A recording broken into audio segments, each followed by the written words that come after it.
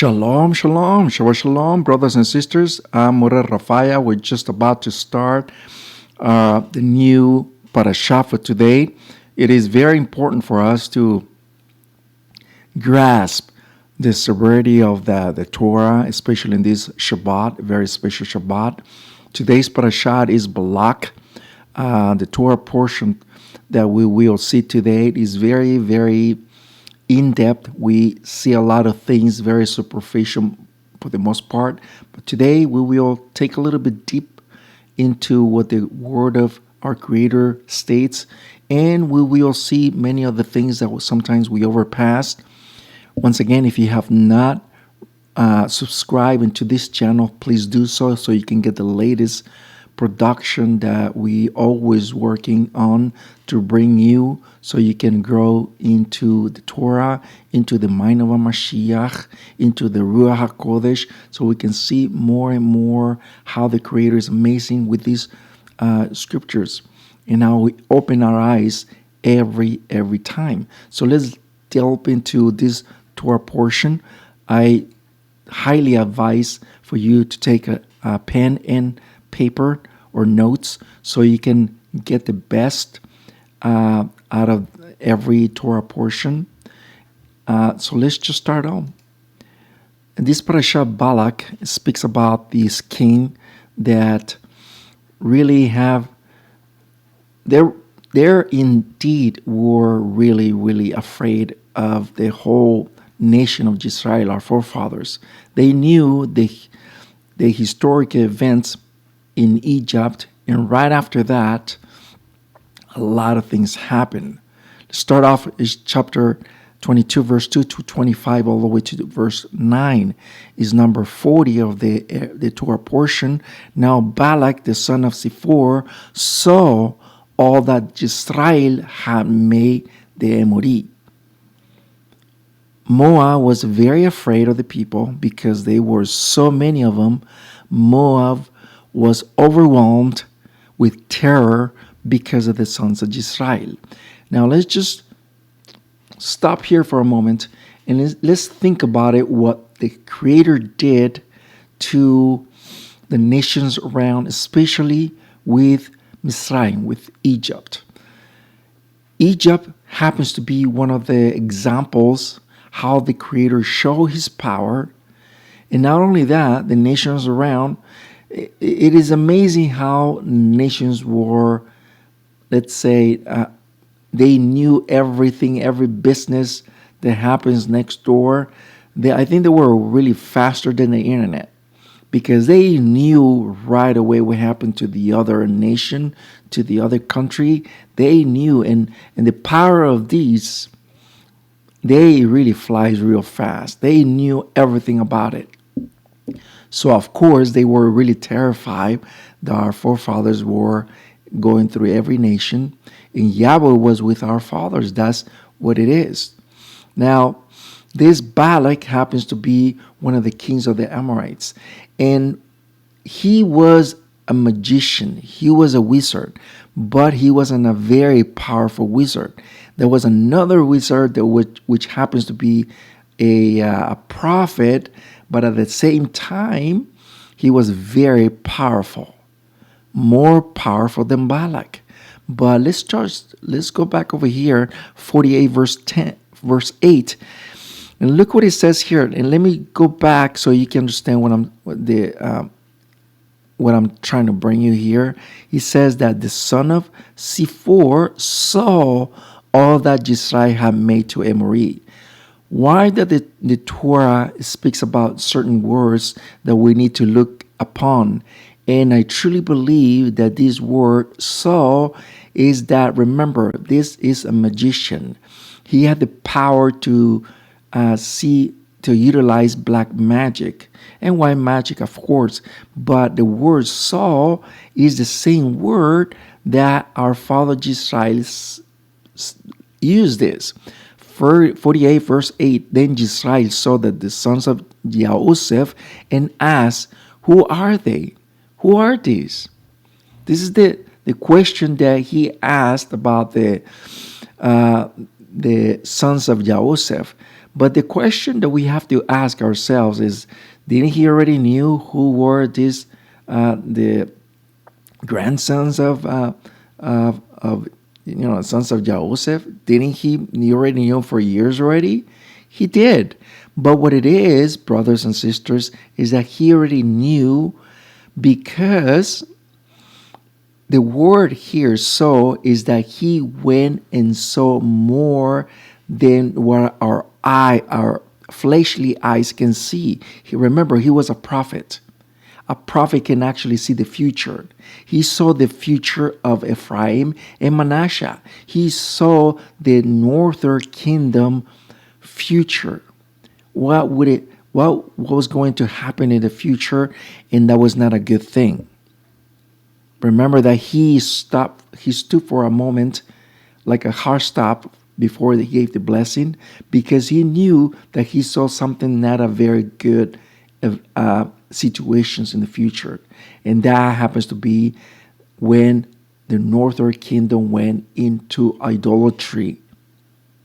And still, our father Joseph, Israel, gave our forefathers the blessing. Do you see how amazing it is? Let's look another word for Jacob. And look up is utilizing the same word.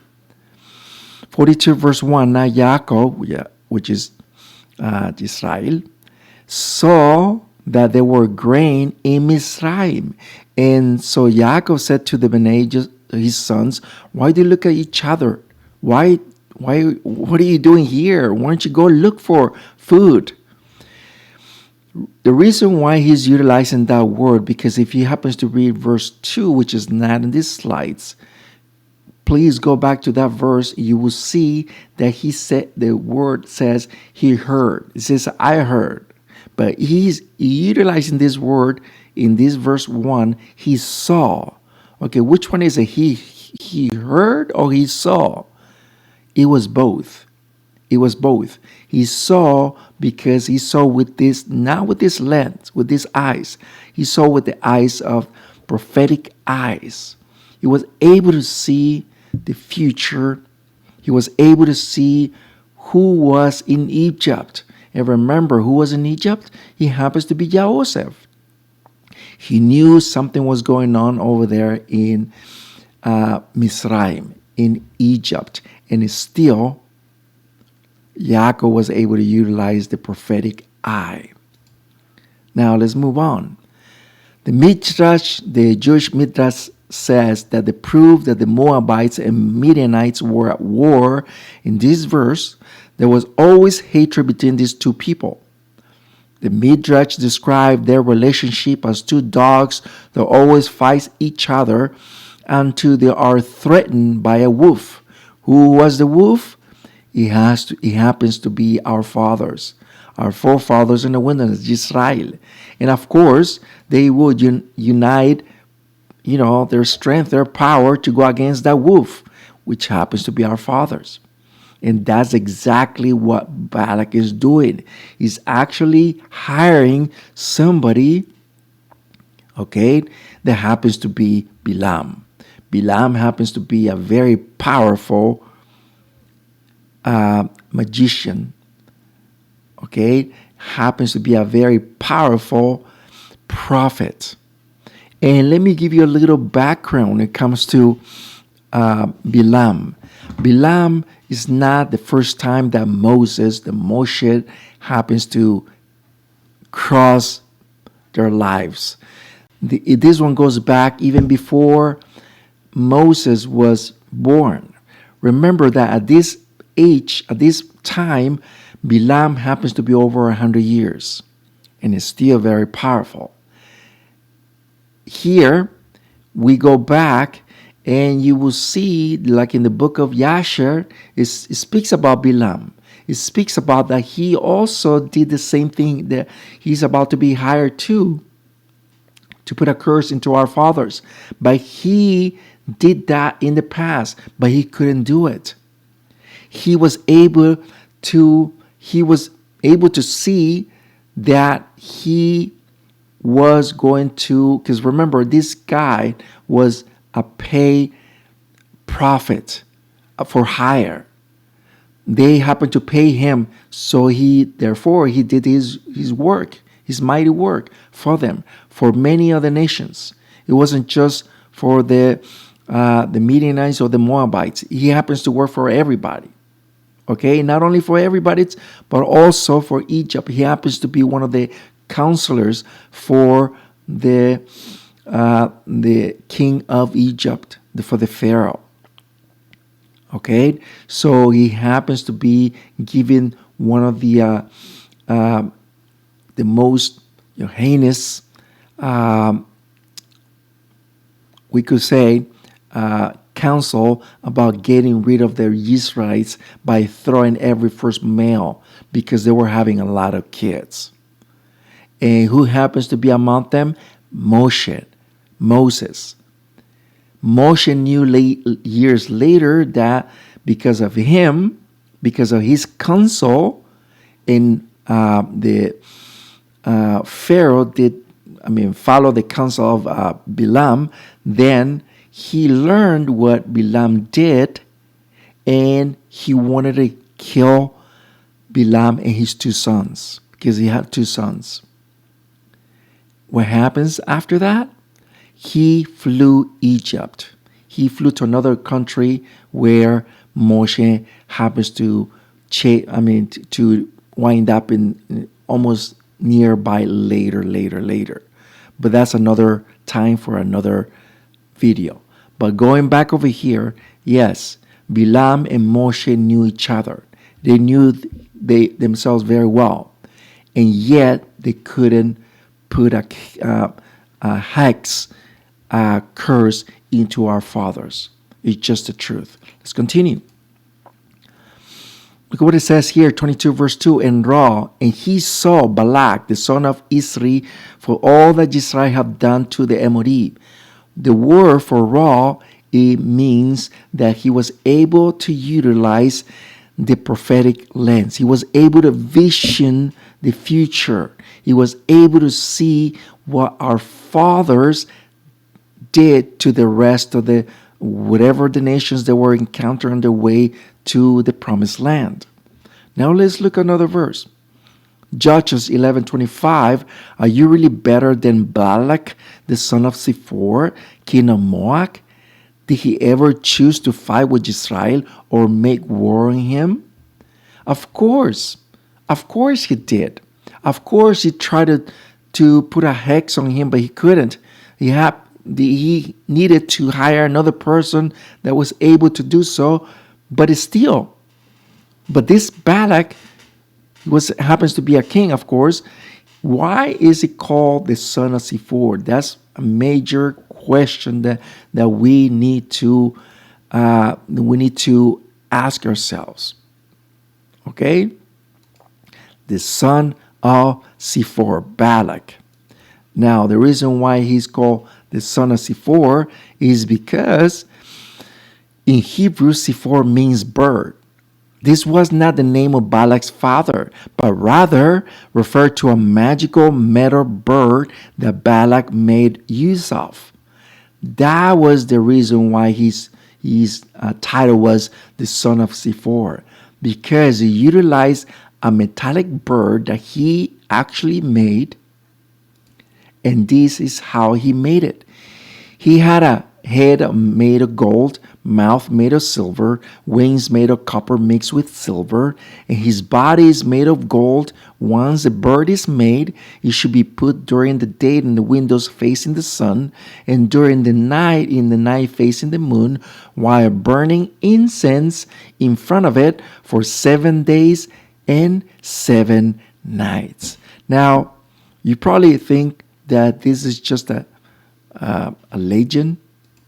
You probably think this is okay, this is just making it up. No, brothers and sisters, you have to understand that just as well, there is a material world that we can actually see. There is also a spiritual war that is happening right now, in a spiritual world too, that we cannot see.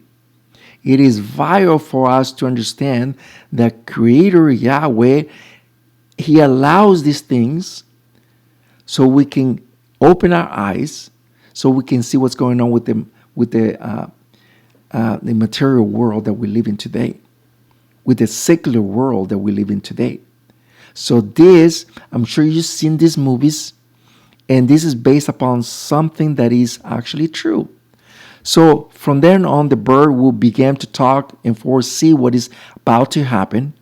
The bird was always sitting on Balak's shoulder and whispering in his ear, and thus nicknamed the son of Zippor, the bird. In addition to the fact that the bird uttered true words of prophecy in Balak's ear and warned him not to say himself against the sons of Israel, and also foretold the harsh punishment that was in store for himself for the Moabites. However, Balak insisted on his wrong way and punished exactly as Yahweh had predicted, and of course the bird having predicted it. So it is amazing how we can actually, foresee this guy, this Balak, this king that always follow with this bird on the left side. And I'm sure you've seen these movies. I'm sure you've seen and always wonder, why is this guy has this? You probably seen the movie, but let me show you this first, okay? We can understand all this where Balak is described as a sorcerer greater than Balaam. Okay, so we can see pretty much that Balak is always with the bird, always listening to the bird, what the bird is about to say to him, and we knew that he hired somebody who was more powerful than him. Balak was a skilled sorcerer and knew that a greater calamity was going to fall before Israel, but he did not know how he could be instrumental in carrying it out. So he desired Balaam's help. That's one of the reasons why he hired Balaam's, just in case he will be succeeding on his plans to befall of our forefathers. We can see pretty much how they schemed their plans, how they knew that, to make our fathers fall, and yet that would not happen. Okay, exactly what they thought, that by making all these kind of rituals and sacrifices, and yet nothing happened to our fathers. We can see pretty much that this owl, metallic owl, you've seen it in movies like The Clash of the Titans. They made the previous one, the first one, the original one, and they made their remake, and they still use this bird. Where do you think they utilize this bird?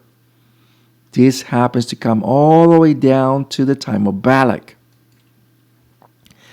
Today, the owl, the cultists, the witchcraft, and the superstitions, they use this owl.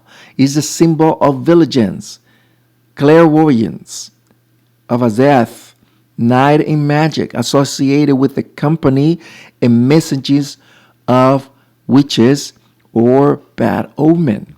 Now, all this, we have to take into consideration that when we see all this every time, especially with the secret societies, now that is literally coming out today in the open, we can see pretty much that all this owl is always associated with it. Even in our dollar today, you see on the corner, there is a little owl hiding there. If you can see it right on the circle, okay? In the library of Columbia University, there is Columbia, one of the goddesses, okay, which happens to be Ishtar, the ancient Ishtar in Babylon. The guy here, this is a student, is putting his arm on underneath the dress, but there is a reason why he's doing it. It's because there is an owl hiding there. Today in movies, pretty much I can give you so many movies where you're gonna see the owl. This happens to be one of Walt Disney's movies, and you can see the owl here, okay? Snow White and the Seven Dwarfs, right? You can see the owl everywhere. You just have to know where you look. But once again, we know for a fact that Walt Disney was an occultist. He was a Luciferian, okay? Do your research. Don't believe what I said. I'm just giving you the information. Today, celebrities, they always signal to themselves and to the secret societies that they are lying. They're paying tribute, in other words, to them, making them known that they're with them. They are aligned with them. You can see pretty much all these people that you see them all the time. Apparently, they are aligned with them. Now, this huge Moloch bird that you see here, this owl, aka Moloch, it's in the groves here in Northern California. Okay, Bohemian Grove. It's a very private place where the higher ends from around the world, they gather every year. Now, in the ancient Philistines and the Babylonians and so forth, they utilized this Moloch where they sacrifice kids, and believe me, they are doing it today as well. Believe it or not. This is Colombia with the owl riding on the chest, and on the left side of your screen, you can see the Moloch again. Those two are the same. Lavan was a worshiper of the serpent, Hebrew Nachash. According to the Midrash Bereshit, Laban is called Kimuil because he rose up against Yahweh. Other sources indicate that Laban was a skilled in divination, in which he tried to destroy Yaakov. But what happens? He couldn't. He couldn't utter his mouth because Yahweh said, do not open your mouth to go against your nephew, Yaakov. And if you read the Torah, Laban himself told Yisrael, Yaakov, I couldn't put a hex on you because Yahweh would not allow me.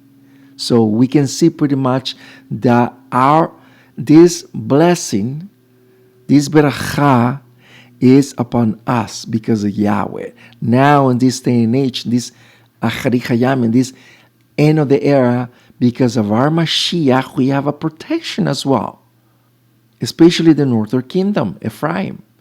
We must understand that just as well as there is a material world, there is also a spiritual one as well. We need to understand that. We need to comprehend that. We need to acknowledge that. Because if we don't, then you won't be able to distinguish between the good and evil. You have to understand this. It's a must. 31 verse 19, Laban have gone to shear his sheep. So Rachel stole the idols to belong of her father. Rachel stole her father's idol. Why? Because she knew that she wanted to destroy them, to break the curse that her father wanted to put on husband Yaakov. The daughter Rachel knew her father. He knew him very well because, of course, that's the daughter. He knew how evil he was. And we pretty much know that he wanted to put a hex on Yaakov, but they couldn't.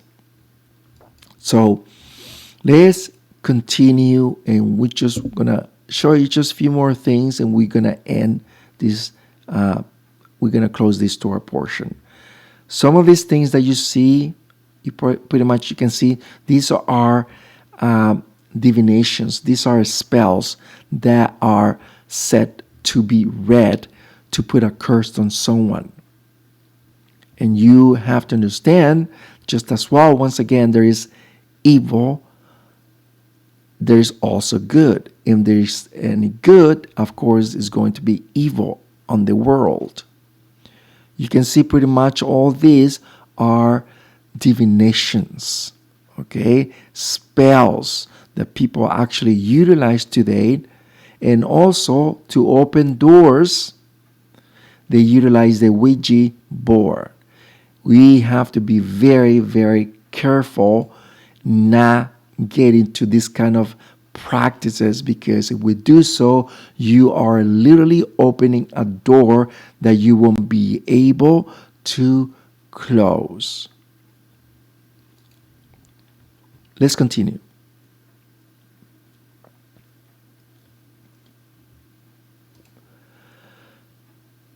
Joshua 24 verse 9, then Balak the son of Zippor, king of Moab, arose and fought against Israel. He sent for Balaam the son of Beor to put a curse on you, but I refused to listen to him, to Balaam, and he actually blessed them. In this way I rescued them from him.